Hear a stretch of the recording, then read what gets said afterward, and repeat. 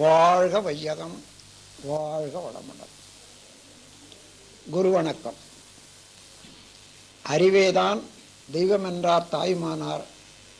அகத்ததுதான் மெய்ப்பொருள் என்றெடுத்து காட்டி அறிவதனை அறிவித்தார் திருவள்ளுவர். அவ்வறிவை அறிவதற்கு முறைகள் சொன்னார் அறிஞர் திருமூலர். அப்பேரறிவிலாழ்ந்து ஆனந்த கவியார்த்தார் ராமலிங்கர். அறிவில் அறிவாய் நிலைத்தோர், அறம் வகுத்தோர், அதை வாழ்ந்து காட்டினோர் நினைவு கூர்வோம். வாழ்க வையகம். அறிவு சான்ற பெருமக்களே, இன்று வாழ்த்தும் பயனும் என்ற பொருள் பற்றி விளக்க இருக்கிறேன். வாழ்த்து என்பது வாழ்க்கைக்கு ஒரு பாதுகாப்பான ஒரு மந்திரம். நமக்கு எப்பொழுதுமே காப்பு தேவை. செயல் மீறாதிருக்க, செயலின் விளைவு மீறி துன்பம் தராதிருக்க, எப்பொழுதுமே அறிவில் தெளிவோடு விழிப்போடு இருக்க நமக்கு காப்பு தேவை, வாழ்த்து தேவை. அந்த காப்பு என்பதுதான் வாழ்த்தாக நாம் ஏற்றுக்கொண்டிருக்கிறோம். வாழ்த்து என்பது என்ன என்பதை தெரிந்து கொள்வோம். வாழ்க வளமுடன் என்று கூறுகிறோம். இந்த நல்ல எண்ணம், அதில் உள்ள கருத்து என்ன என்றால், நீங்கள் எல்லா வகையிலையும் நலம் பெற்று வாழ வேண்டும் என்று உள்ள மலர்ச்சியோடு உள்ள பூரிப்போடு நாம் ஒருவருக்கு எடுத்து சொல்லுவோம். அப்படி சொல்லும்போது மனம், அறிவு, அறிவுக்கும் மனதுக்கும் ஒரே ஒரு வித்தியாசம்தான். ஒரே பொருள் தான், இரண்டாக இருந்தாலும்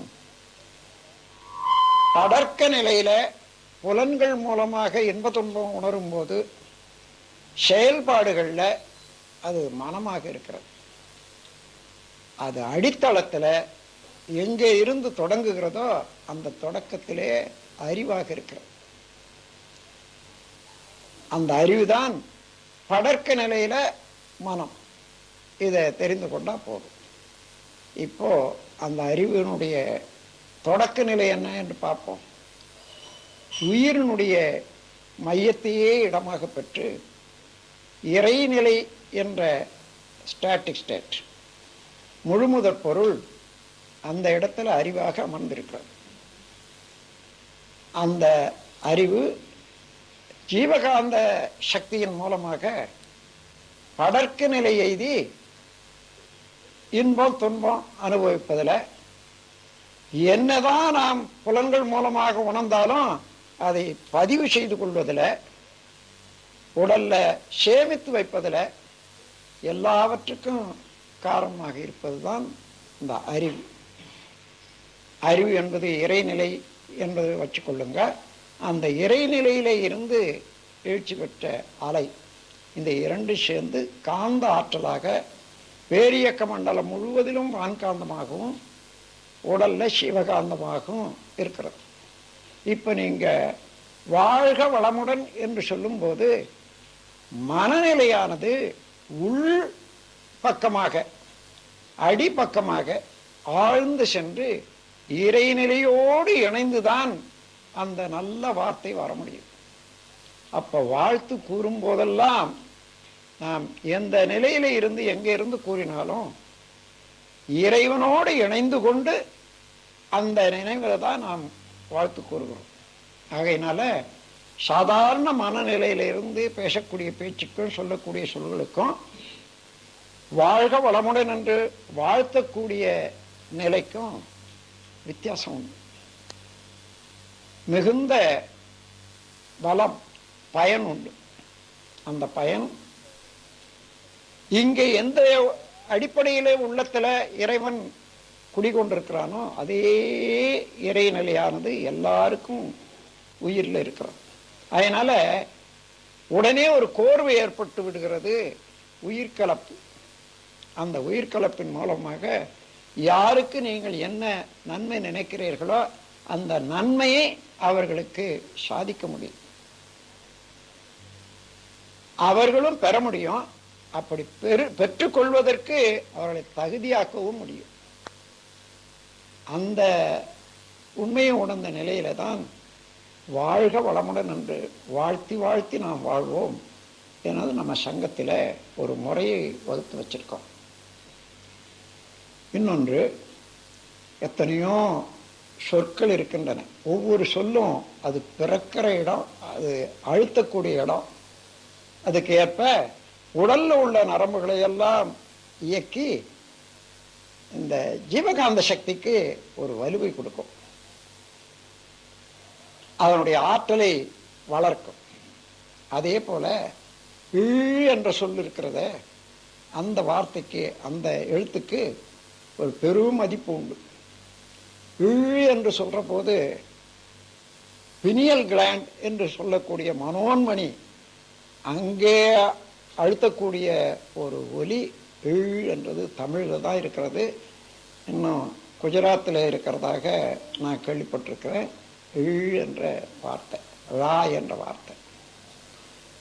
அப்போ இந்த யோக சாதனைகளை, அடயோக சாதனைகள்ல பயின்று வருகிறவர்கள் சொல்வார்கள், லம்பிகா யோகம் என்று ஒரு யோகம் சொல்லுவாங்க.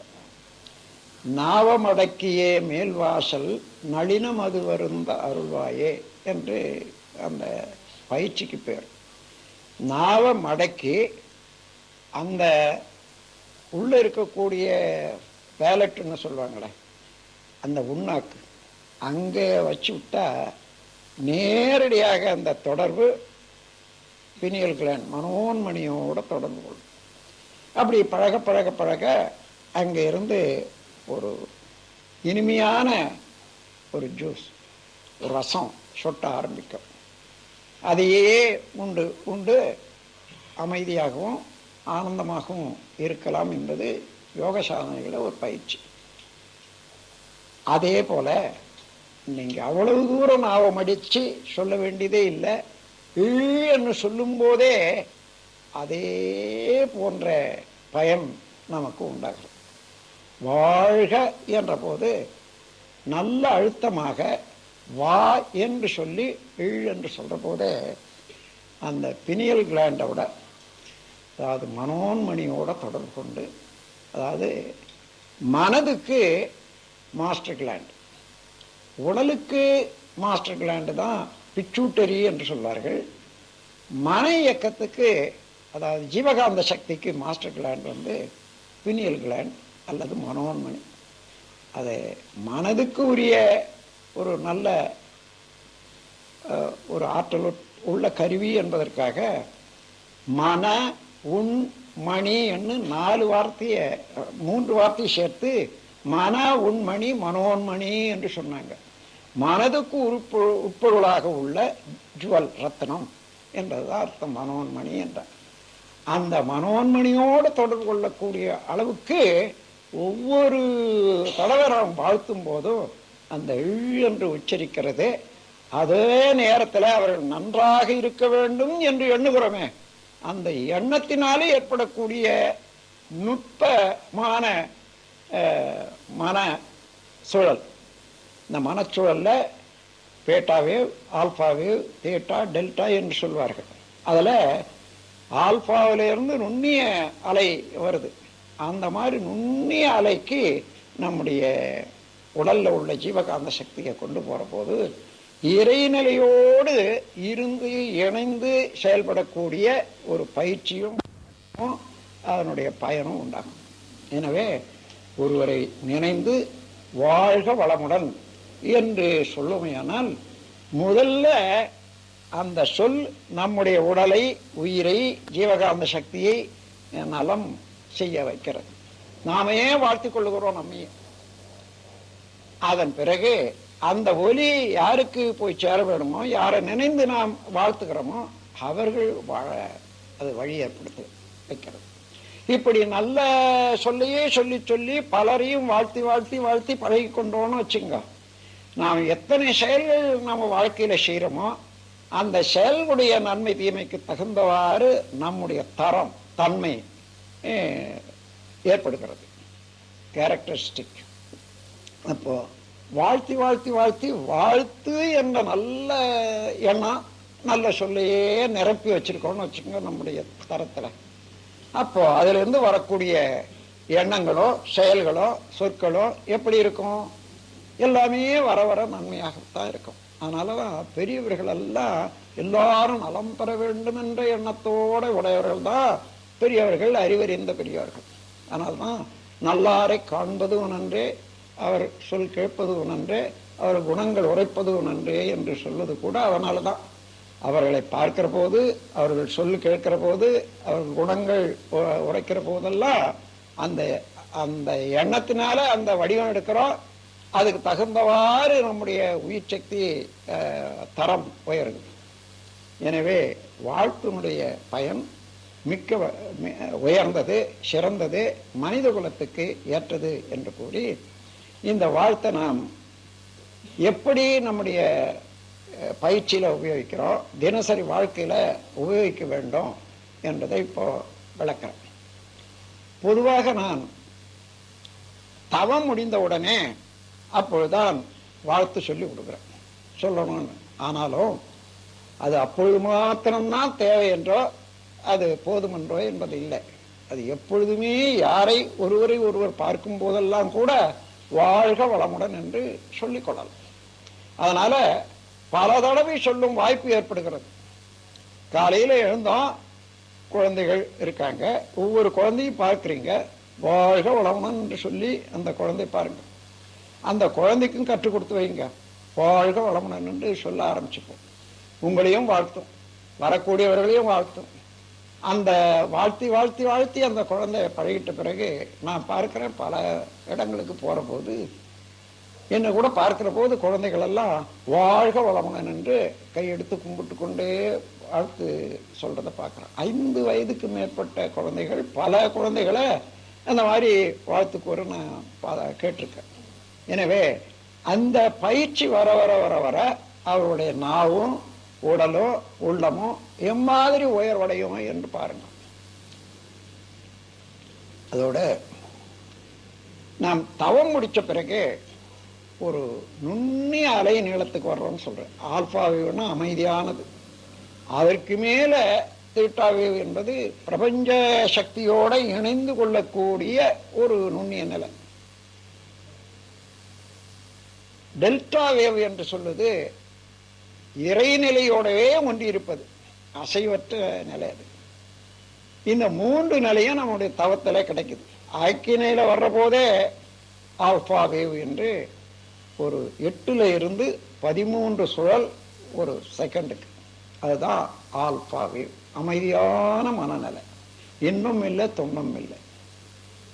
அதற்கு மேலாக தீட்டா வேவ் என்று சொல்லும்போது நாம் துரியத்தில் இருக்கிறோம் அல்லது யூனிவர்ஸ் சக்தி களத்தில் போயிருந்து நாம் தியானம் செய்கிற போது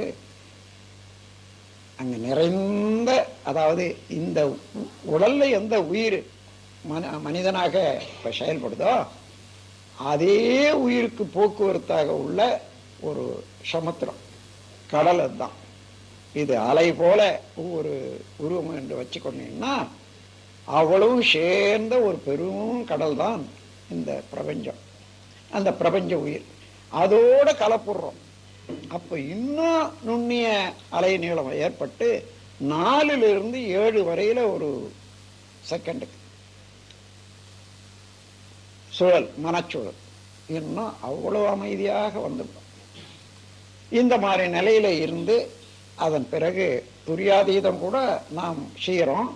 சுத்த வெளியோடு இறைநிலையோடு ஒன்றி பழகி வர்றபோது டெல்டாவேவும் வரும். அம்மாதிரியான அமைதியான அலைக்கு நம்முடைய மனதை கொண்டு வந்த பிறகு, அதாவது நிலை அலைன்னு வச்சுக்கோங்க.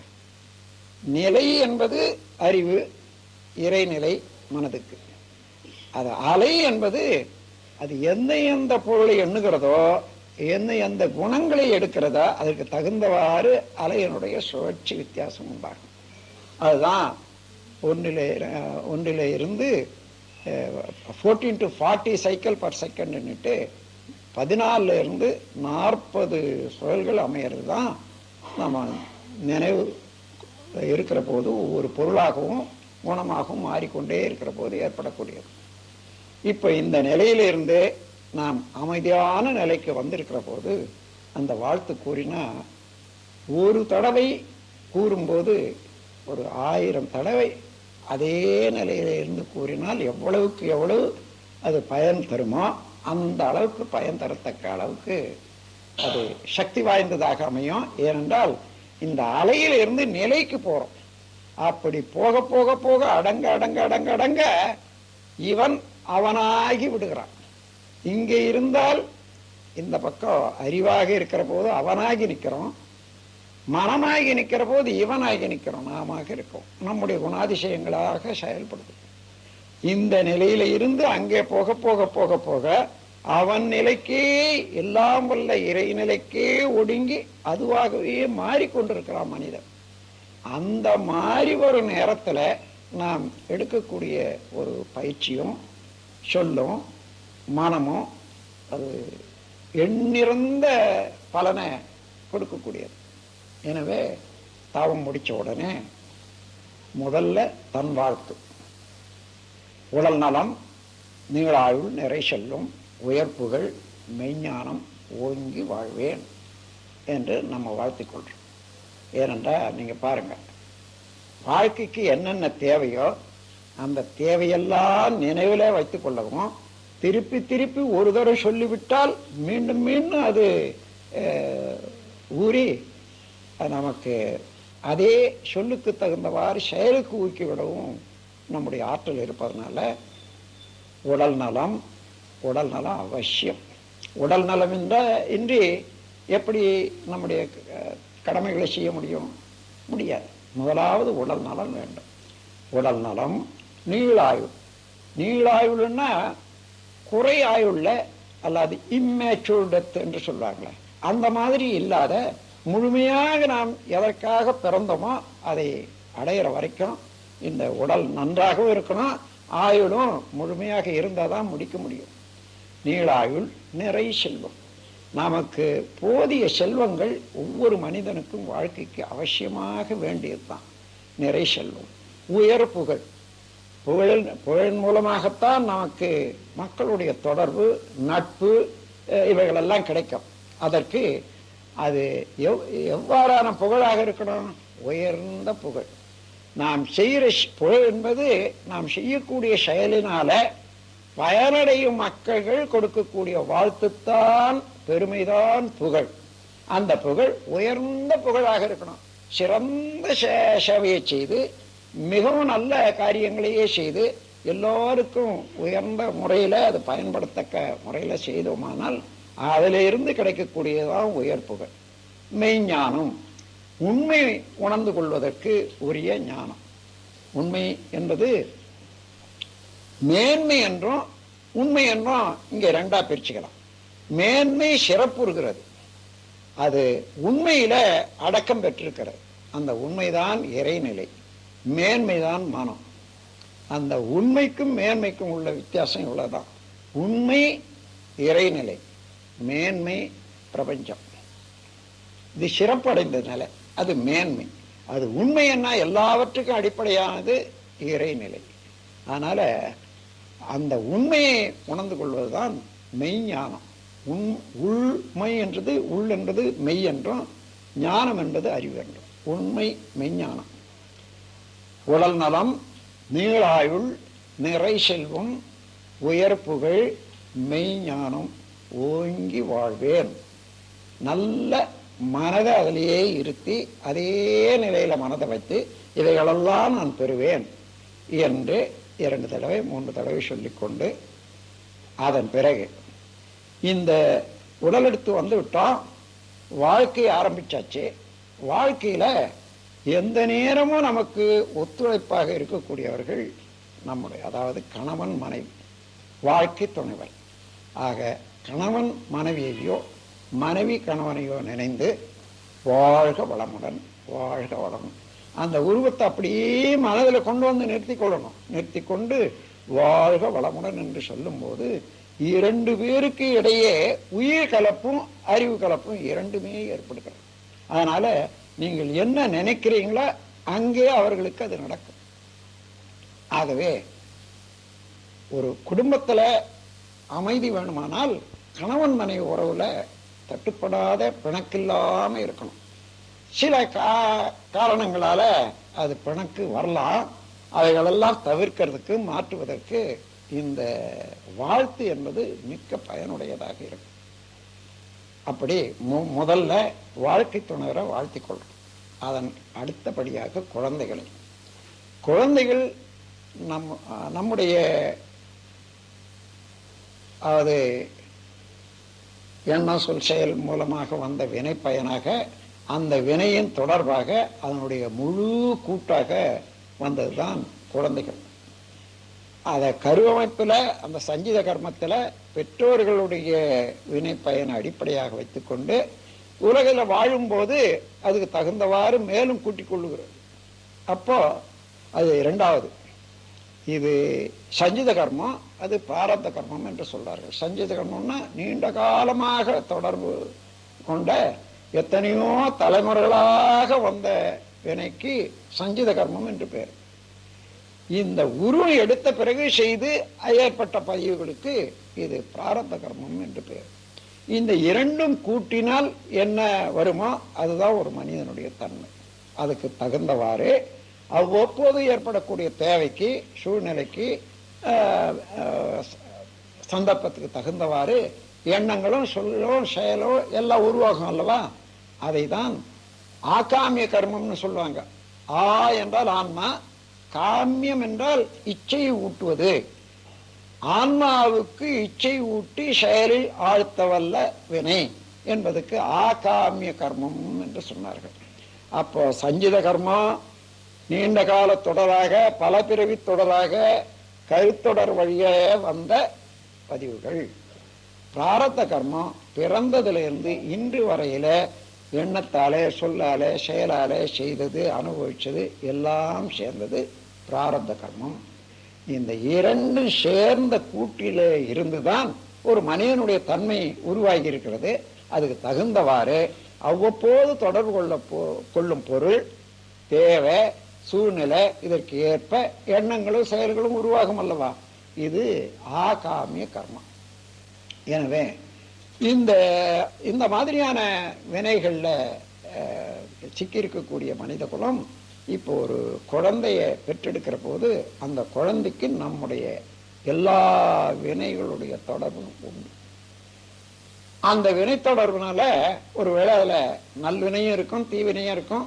சூழ்நிலையினால அது விரிந்து செயல்பட்டு அது அதிகமாக விரித்து காட்டும். அப்படி ஆகாம இப்பொழுது தவம் செய்யறீங்க, ஞானம் பெற்றீங்க, நல்லதுதான் நடக்கணும்னு நினைக்கிறீங்க. அதுபோல அந்த குழந்தையும் திருந்தி வாழணும். அதற்காக ஏற்கனவே ஒரு அடிப்படை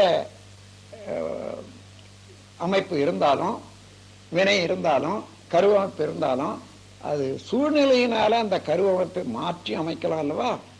அதே போல இந்த சூழ்நிலையில, இந்த வாழும் காலத்துல அந்த குழந்தைக்கு நல்ல எண்ணம் உண்டாகணும், நல்ல செயல்கள் உண்டாகணும்.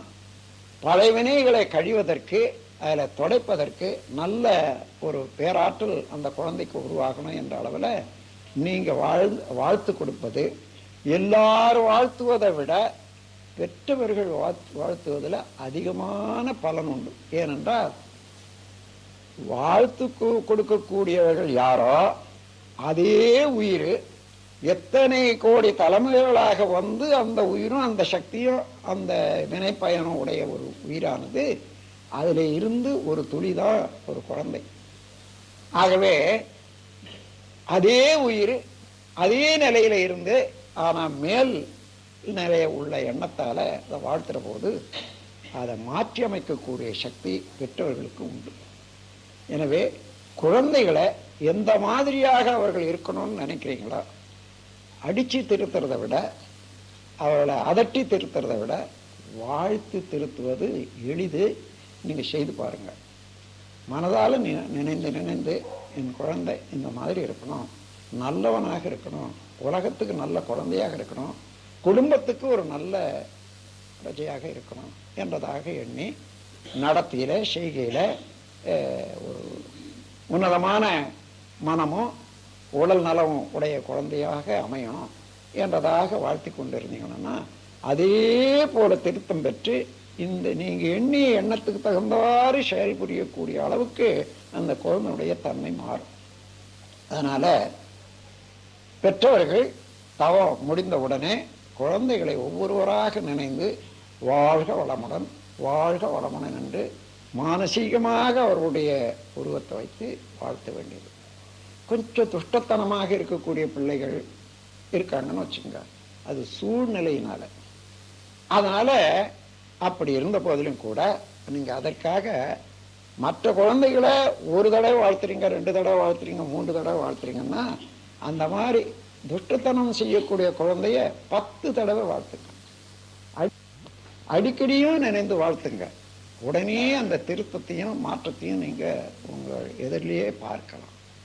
அந்த முறையில குழந்தைகளை நல்ல முறையில மாற்றி அமைக்க என்னால் முடியும் என்றதை நீங்க தெரிந்து கொண்டால் குழந்தைகளை வாழ்த்துவதில் நீங்க அக்கறை காட்டுங்க.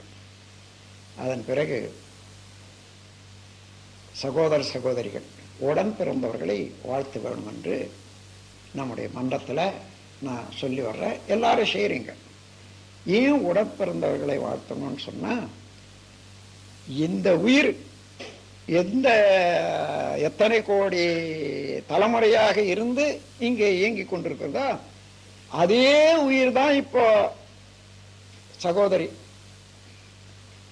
சகோதரர் உடன் பிறந்த அக்கா தங்க தம்பி அண்ணன் எல்லாருமே அதே உயிர் தான்.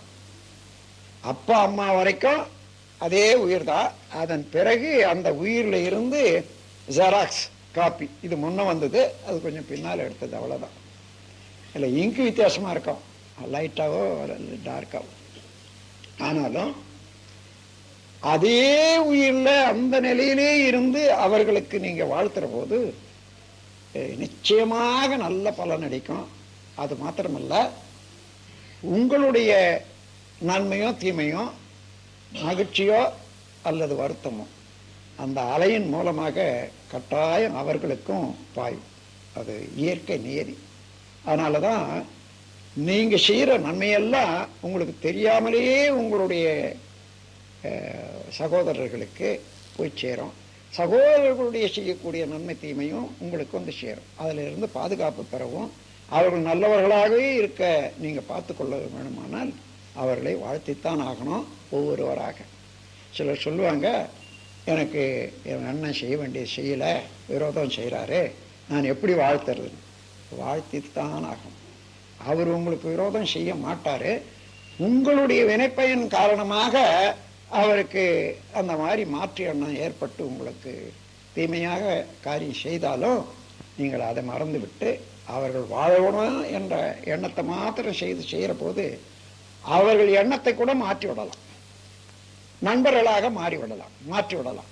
எனவே சகோதர சகோதரிகள் உடன் பிறந்தவர்கள் வாழ்த்திக் கொள்ளணும்.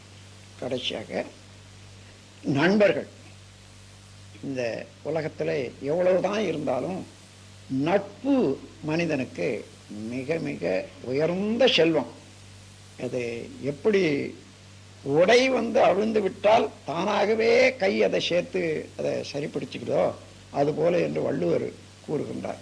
அதுபோல நமக்கு ஒரு கஷ்டம் வர்ற போது தானா உதவி அந்த சிரமத்தில் இருந்து மீட்கக்கூடிய ஒரு மனம் உடையவர்கள் நல்ல நண்பர்கள்.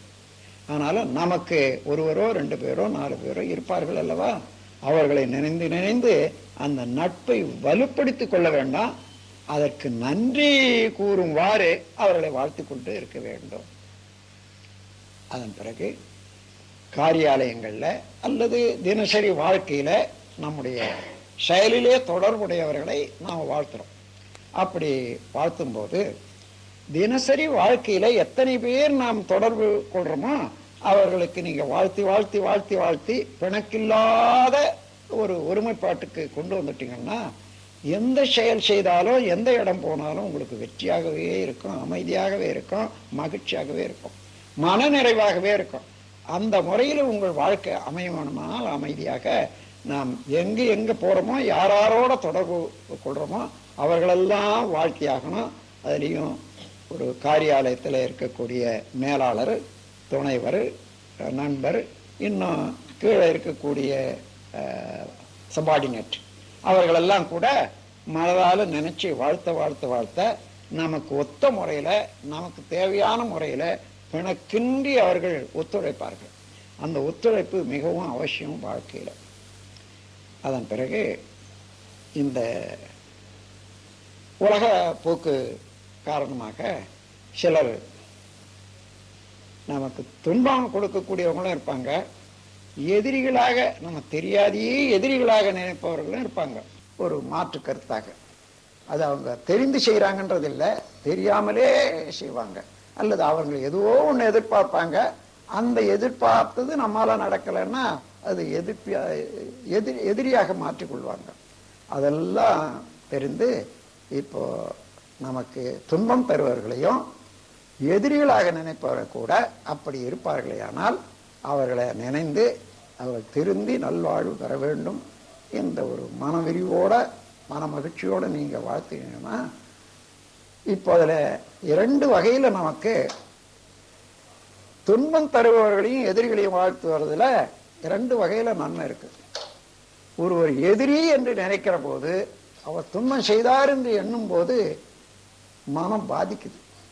இந்த ஜீவகாந்த சக்திக்கு ஒரு ஊசி குத்தி ஓட்ட விட்ட மாதிரி ஆயிடும். அதனால அதை நீக்கிடுறோம். எந்த இடத்துல ஓட்டை இருந்தாலும் அந்த ஓட்டை அடைச்சிடும்.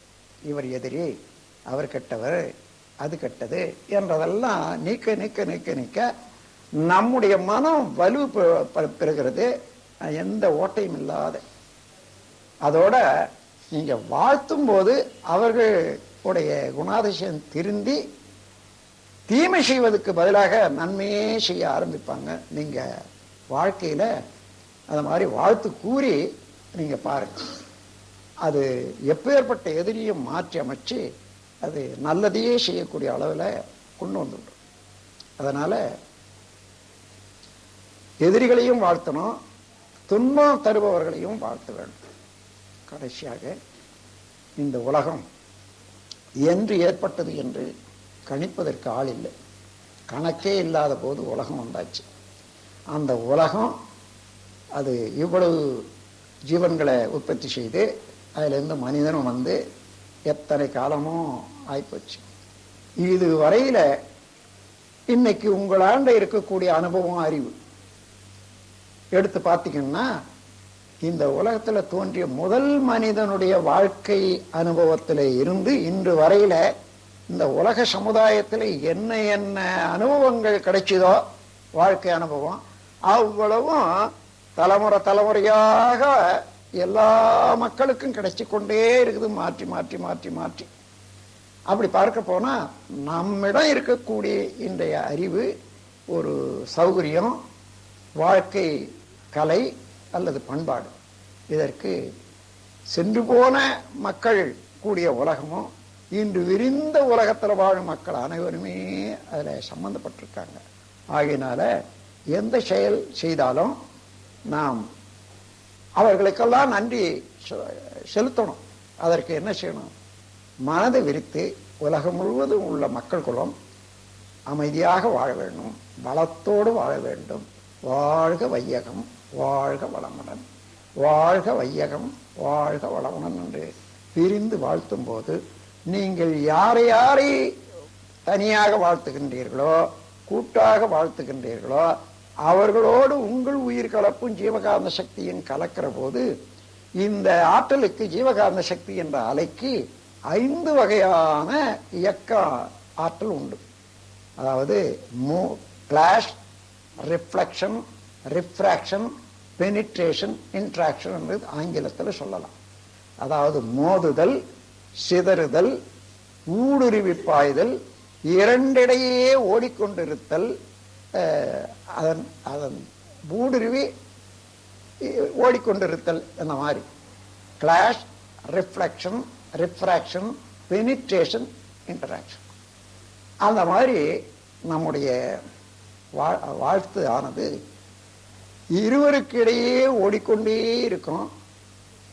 யாருக்கு நீங்க கொடுக்குறீங்களோ அவர்களுக்கு உங்களுக்கு இடையே அன்றிலே இருந்து ஒரு உயிரோட்டம் உண்டாய் போச்சு. அது ஆழ்பறியும் நிற்காது. ஆனா நல்ல எண்ணத்தோட நல்ல அன்போட அந்த எண்ணத்தை பாய்ச்சிட்டா போதும்.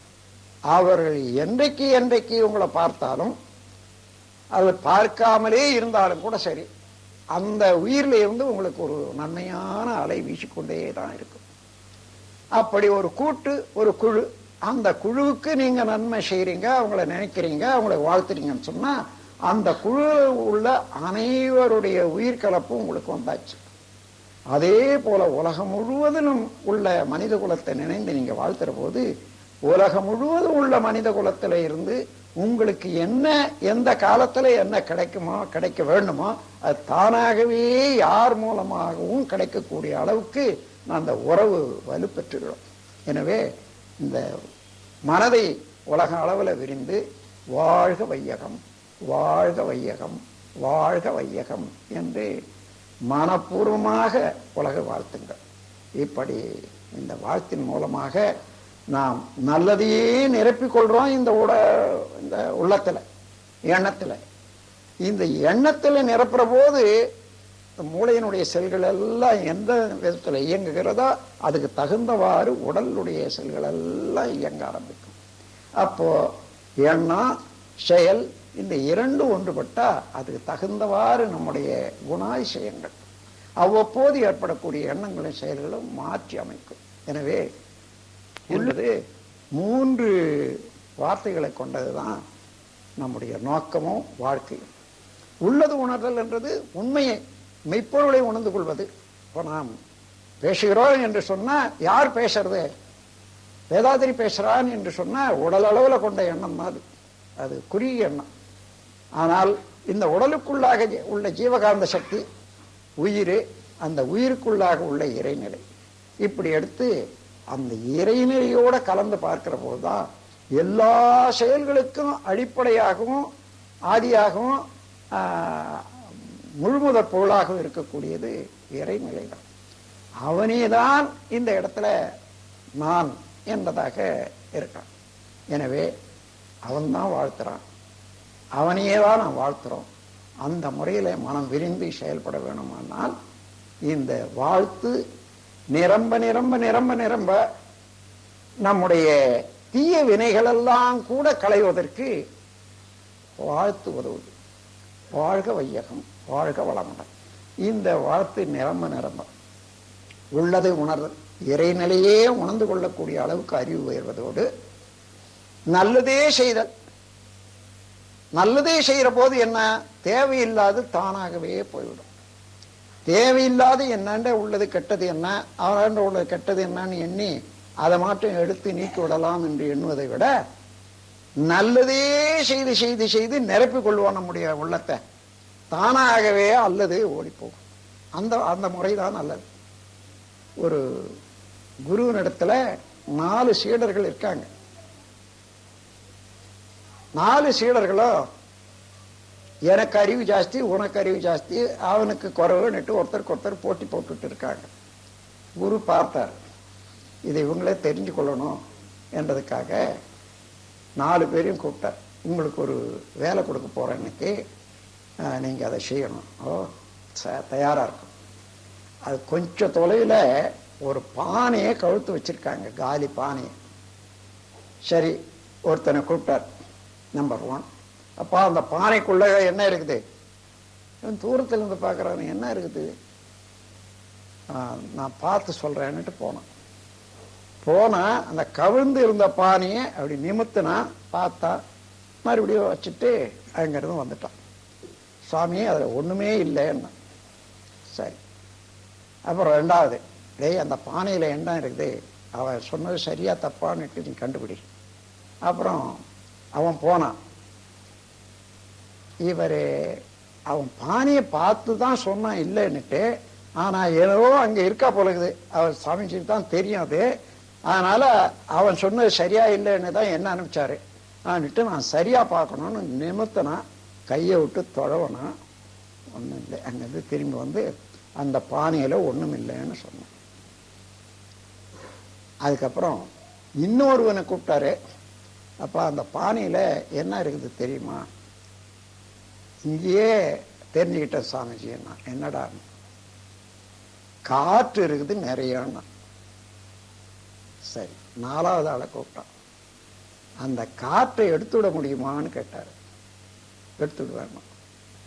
இப்ப இந்த 2 பேரையும் கூப்பிட்டு, டேய் அந்த காற்றை எடுக்க முடியுமாடா? எடுக்க முடியாது சாமி. அது எப்படி எடுக்க வந்துட்டு கை தான் போகும். காற்றை எப்படி பிடிக்கிறது? முடியாதுன்னா. இன்னொரு அதே சொன்னான். 3வது ஆளும் அதே சொன்னான். அந்த கடைசி ஆளு என்ன பண்ணா, எடுத்துடுற சுவாமின்னா, எதை பாடுறா, எதை எடுறான்னா நேராக எடுத்து போனா பக்கத்துல ஒரு கிணறு இருந்தது. அதுல இருந்து தண்ணி மொண்டு அதை நேரம் ஊத்தினா நிரப்பிட்டு வந்துட்டான். இதெல்லாம் பார்த்துட்டே இருக்காங்க.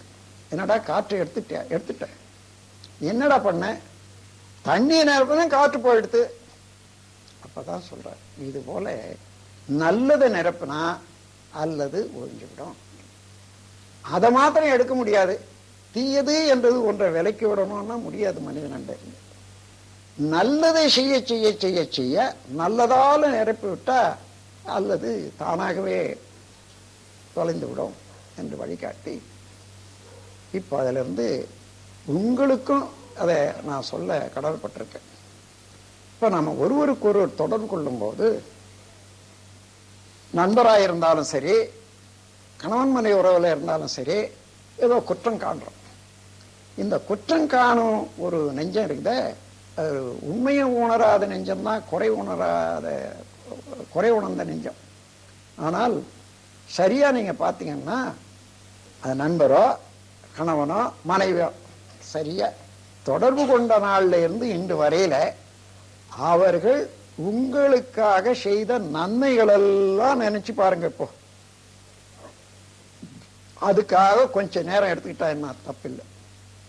5 நிமிஷம் இருக்கட்டும், 10 நிமிஷம் போகட்டும், 15 நிமிஷம் போகட்டும். வாழ்க்கையில எவ்வளோ காலம் கழிக்கிறோமே. அந்த மாதிரி செய்து பார்த்தீங்களா இது வரைக்கும்? இல்லை. இன்னைக்கு செய்து பாருங்க. இப்ப போற போது வழியிலேயே செய்து பாருங்க. போன பிறகு அந்த அம்மாவை பார்க்கிற போதோ அல்லது அவரை பார்க்கிற போதோ செய்து பாருங்க. இந்த உருவத்தால எனக்கு எவ்வளோ நன்மை என் வாழ்க்கையில அந்த காலத்துல இருந்து இந்த காலத்துல வர என்ன நன்மைகள் இவர் செய்திருக்காரு, அந்த அம்மா செய்திருக்காங்க. எண்ணி எண்ணி எண்ணி எண்ணி எண்ணி அதை பல தடவை எண்ணி எண்ணி எண்ணி இந்த நிரப்பி வச்சுக்கோங்க. இந்த சின்ன விஷயத்துல குற்றம் பார்த்து குறை பார்க்குறீங்களா, ஓடியே போடும். எப்படி நீர் நிரம்பின பாத்திரத்துல அது காத்து ஓடி போச்சோ, அது போல இந்த குறையை எண்ணி வருத்தப்பட முடியாத அளவுக்கு நிறைவே மனதிலிருந்து இவ்வளோ நல்ல செய்த ஒரு நல்லவா எனக்கு வாழ்க்கை துணைவராக வந்திருக்காங்க, என்னுடைய பாக்கியம் இறைவன் கொடுத்த அருள் என்ற அளவுக்கு பாராட்ட வேண்டியது வரும். அதோட நானும் உங்களை போல ஒரு குடும்பத்தை வந்தான். இந்த இடத்துல பல குடும்பங்கள்ல இந்த ஒரு தேவையற்ற குறைபாடு இருக்குது. என்ன, கணவன் ஒரு பெரிய உத்தியோகத்தில் இருப்பாரு, அல்லது மனைவி ஒரு பெரிய உத்தியோகத்திலேயோ அல்லது மற்ற சேவையிலேயோ இருப்பாங்க. அங்கெல்லாம் இவர்களை பாராட்டுவதும் அது சொல்ல முடியாத அளவுக்கு உயர்வாகவே இருக்கும் புகழ்.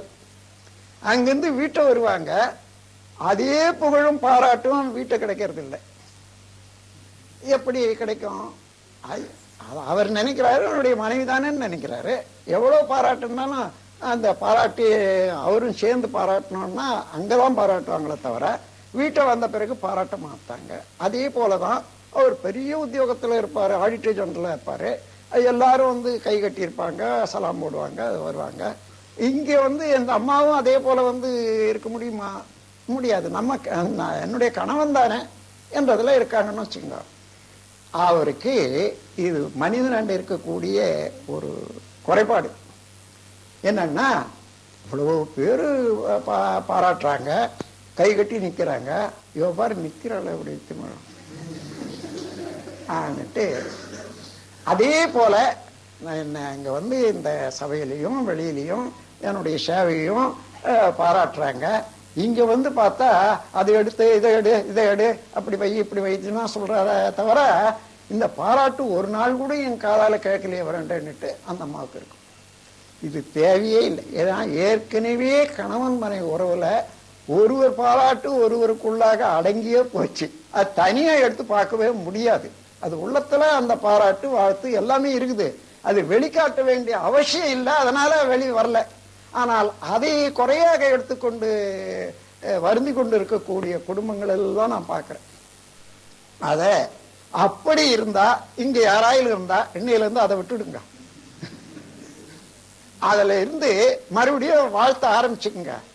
அவர்கள் எவ்வளவோ வேற நல்லது வெளியிலையும் செய்யறாங்க, இங்கேயும் வந்து எனக்கும் உதவியா இருக்காங்க என்ற போது நாம் எந்த நோக்கத்தை முடிக்கிறது இந்த உலகத்துல வந்திருக்குமோ அதுக்கு எல்லா இடத்துலையும் எல்லா தொழிலையும் எல்லா நேரத்திலையும் கை கொடுத்து உதவக்கூடிய இறைவனுடைய கருணையினால் நமக்கு அளித்த ஒரு வரம் நினைக்கணுமே தவிர கணவன் மனைவி உறவை வேறு ஏதோ ஒரு குறைபாட நினைக்கிறதுக்கே இல்லை என்ற முறையில அம்மாதிரி அவர்களையும் அடிக்கடி வாழ்த்தி சினங்கொள்ளாது இருப்பதற்கு சினம் தவிர்த்தல் என்ற பயிற்சி எடுத்துக்கொண்டு அவர்களை உள்ளத்தால பாராட்டவும் அவர்களை வாழ்த்தவும் வைத்துக் கொள்ளுங்க.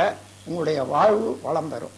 அப்படி கணவன் மனைவி உறவுல ஒன்றுபட்ட உயிர் ஆற்றல்ல பிறக்கக்கூடிய குழந்தைகள் எல்லாம் நல்ல குழந்தைகளாக உடலாலையும் உள்ளத்தாலையும் நிறைவு பெற்ற குழந்தைகளாக உங்களுடைய கடமையை சரியா செய்வதற்கு உதவி செய்யக்கூடிய குழந்தைகளாக மலரும் என்பது நிச்சயம். எனவே நீங்களும் நல்ல முறையில வாழணும், உங்கள் குழந்தைகளும் வழி வழியாக வரக்கூடிய குழந்தைகளும் நல்ல முறையில இருக்கணும். நாம் வந்த பிறவி எடுத்தவருடைய பயனை அடையணும். இறைநிலையோடு ஒன்றி எப்பொழுதும் இந்த உலக இன்பத்தை நல்ல முறையில அனுபவிக்க வேண்டும் என்றால் வாழ்த்துங்கள், வாழ்த்துங்கள், வாழ்த்துங்கள். வாழ்க வளமுடன் என்று வாழ்த்துங்கள். வாழ்த்தி மகிழுங்கள், வாழ்த்தி வாழ்த்தி வளருங்கள் என்று கூறி உங்கள் அனைவரையும் வாழ்க வளமுடன் என்று மனங்குளிர வாழ்த்தி உரை முடிக்கிறேன். வாழ்க வளமுடன், வாழ்க